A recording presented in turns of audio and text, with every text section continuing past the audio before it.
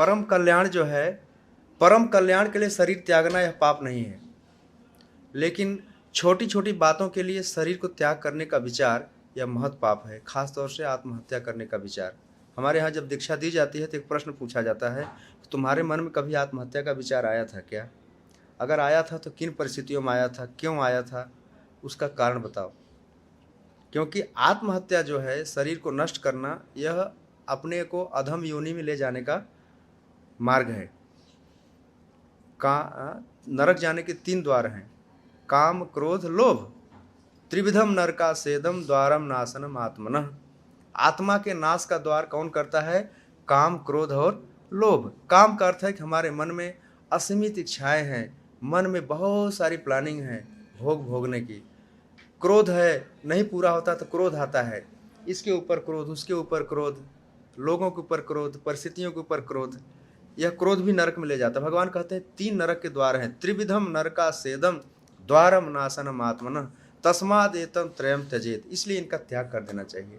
अरे बहुत बड़े बड़े शत्रु हैं, काम क्रोध और लोभ जो है। लोभ क्या है? लोभ कैसे कहेंगे कि हमारे अंदर लोभ है कि नहीं, कैसे समझेंगे? संतोष नहीं है समझो लोभ है, संतोष का अभाव ही लोभ है। जो भगवान ने दिया उसमें संतुष्ट रहो ना। क्यों दुनिया से कंपेयर कर रहे हो? मेरे पास ये नहीं है, मेरे पास वो नहीं है, मैं ऐसी नहीं हूँ, मैं वैसा नहीं हूँ, क्यों कंपेयर करें? जो तुम्हारे पास है संतोष रखो। भगवान संतोष से बड़े प्रसन्न होते हैं। जिसके मन में संतोष नहीं है ना, वह लोभी ही है ना। एक पति है, एक पत्नी है, संतुष्ट रहो। जो भी धन संपत्ति है संतुष्ट रहो, भगवान की कृपा प्रसाद मानकर संतुष्ट रहो। जप करो, ग्रंथों में मन लगाओ, भगवान के वाणी कथा में मन लगाओ। भगवान की कथा इतनी शक्तिशाली है कि वह मन के सारे कलमश धो देती है। लेकिन भगवान के दिव्य संदेश या दिव्य प्रवचन या भक्तों का दिव्य चरित्र सुन करके हमारे मन, जैसे अर्जुन का चरित्र हम सुन रहे हैं, अर्जुन के चरित्र के माध्यम से हमारे मन में कहीं न कहीं उनके गुण जो है प्रकट हो रहे हैं। हमें अर्जुन जैसा होना चाहिए, राइट। और भगवान के ऊपर डिपेंड रहना चाहिए। भगवान जब निर्णय बदल देंगे ना, तब सारा निर्णय बदल जाएगा। अर्जुन ने भगवान को ही चुना, तो हमारा जो पहला निर्णय है वो बहुत मायने रखता है।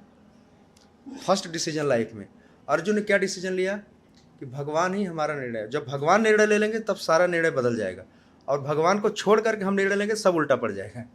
आप समझ रहे हैं ना।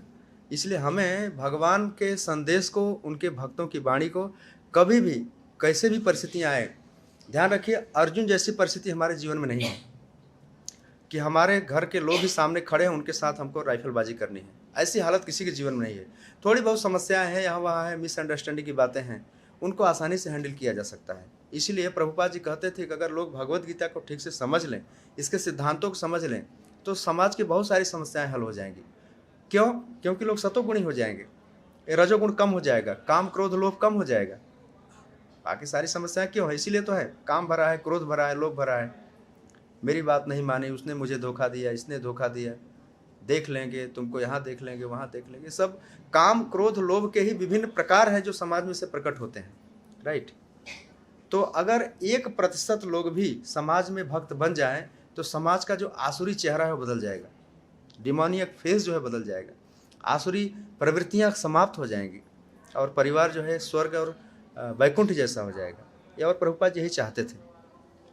तो अर्जुन जो है एक हमारे लिए आदर्श हैं, एक उदाहरण है, और हमारे लिए प्रेरणा के स्रोत भी हैं कि जो हमारे लिए बेटर होगा उसका डिसीजन भगवान करेंगे, हमारा गुरु करेगा, भक्त करेंगे, वैष्णव करेंगे।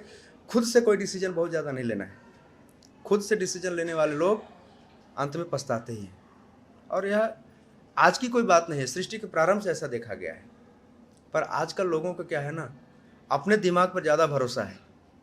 मुझे जो अच्छा लगा, कई बार बोलते हैं ना, मैंने अंतरात्मा की आवाज़ पर ऐसा कदम उठाया। अरे मूर्ख, अंतरात्मा ने तुम्हारे अहंकारी मन की आवाज़ है।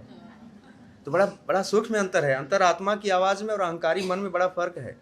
एक बार ऐसे मैंने मैसेज भेज दिया, साहिबाग में पुलिस कमिश्नर बैठती है, डॉक्टर कानन देसाई करके, IPS है। जैसे मैंने मैसेज भेजा, बोला प्रभु कैसे पता चले रिप्लाई किया, कैसे पता चले अंतरात्मा की आवाज़ है कि अहंकारी मन की आवाज़ है तो मैंने फ़ोन किया, उसको समझाया, बोला हाँ अब ठीक है, क्योंकि बहुत सारे अपराधियों से डील करती है, उनको पता चलता है। अपराधी बोलते हैं मैंने अंतरात्मा की आवाज़ पे ऐसा कदम उठाया।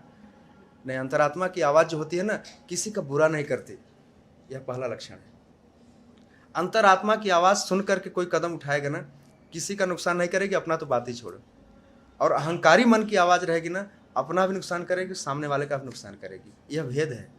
तो अंतरात्मा की आवाज़ के नाम पर ज़्यादातर लोग अहंकारी मन की बात सुन लेते हैं, और अर्जुन यहाँ जो बोल रहे हैं अंतरात्मा की आवाज़ बोल रहे हैं, लेकिन जो दुर्योधन बोलता था वो अहंकारी मन की आवाज़ बोल रहा था। राइट। हमें अपने मन को सोचना है कि हमारा मन अहंकार में है कि अंतरात्मा से जुड़ा हुआ बात कर रहा है।